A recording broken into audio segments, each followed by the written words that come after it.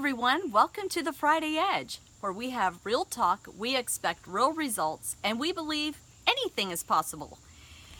Today I'm going to talk a little bit about Esther. She is a woman in the Old Testament that has a remarkable story. Now Esther, she was perfectly content in her father's house, where she was around her family. She was around the community that she had always known. She was familiar with everything around her, and most likely she was probably pretty comfortable where she was. Until she was one day approached to become part in the running to become the queen of her country. Now, to become the queen is quite the process that you go through to become even considered to be the queen. And she went through a very vigorous process. So they pulled her out of the familiar, comfortable place of her family, her community, what she had always known. And all of a sudden she was doing beauty treatments every day, and she was going through all kinds of processes to potentially become the queen. Well, she in fact did become the queen, but more importantly than any of that was she rose to the occasion in her day for such a time as this, and she saved her entire people group from being killed. That is remarkable. Now, what would have happened if Esther would have said, I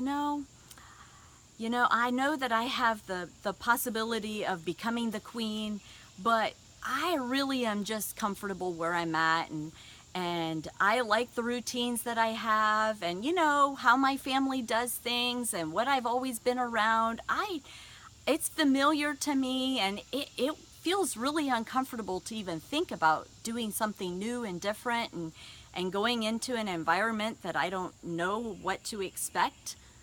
What if Esther would have responded in that way? What might have happened? We all have purpose and destiny on our life, and we have been born for such a time as this. If you've been listening into the Friday Edge for any length of time, you know that we talk often about purpose and stepping out and going after those things that God has put in our heart, those ideas, those callings, those things that move us. But what if we are so familiar and comfortable where we're at that we don't want to become uncomfortable? It's human nature to want to be comfortable.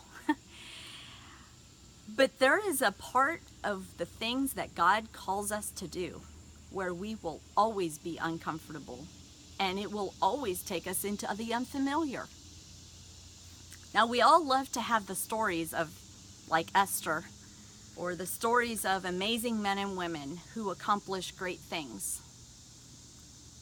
But are we willing to pay the price? Are we willing to be uncomfortable? Are we willing to go into the unfamiliar?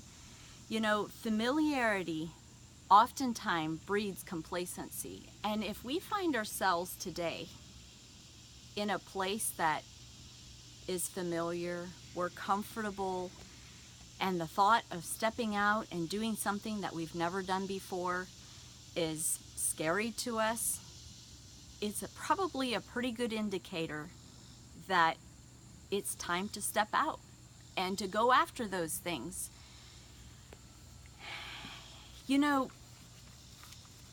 We can believe that anything is possible. And a year ago, my husband and I took our two oldest kids and we made a trip to Europe. It was an amazing trip. We visited 3 countries, and there is something about getting out of the routine of the normalcy of everyday life, the familiar, the comfortable, and doing something completely different. And that's what this trip did for us. It got us out of our normal routines, and I'm telling you, it was life-changing. And some of you might say, oh, but I can't take a trip to Europe. Well, you know what? We can all do something out of our normal routine because here's what happens is when we get out of our normal routine and we take a trip, for instance, like we did last summer. We took that trip to Europe, and we met some of the most amazing people. We met Ellen in Munich, Germany. She worked at our hotel, and we became friends. We met the taxi driver in Salzburg that took us everywhere, and he had such an impactful story. I will never forget his story, and I actually pray for that man often. Or the time that we took the cruise out on the lake in Switzerland, and the Lord said, Geneva, he's like, anything is possible. Anything is possible. There is so much beauty all around. I believed it. You see, when we get out of our normal routines and our everyday familiar things, it generates limitless thinking. And when we begin to have limitless thinking, we begin to really believe that God has given us everything we need for life and godliness and to live our life. He has equipped us.